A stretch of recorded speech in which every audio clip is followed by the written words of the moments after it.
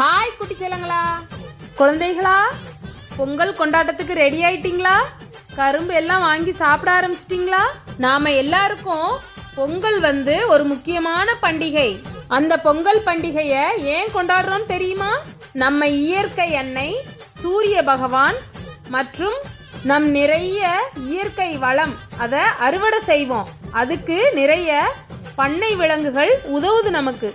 அவங்க எல்லாருக்கும் நன்றி சொல்றதுக்காக தான் நம்ம பொங்கல் திருநாள் கொண்டாடுறோம்.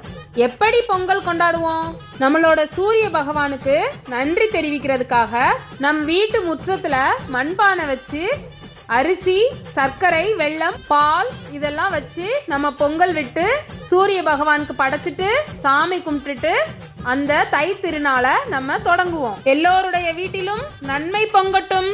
இனிய தை திருநாள் வாழ்த்துக்கள். பொங்கலோ பொங்கல். சப்ஸ்கிரைப்.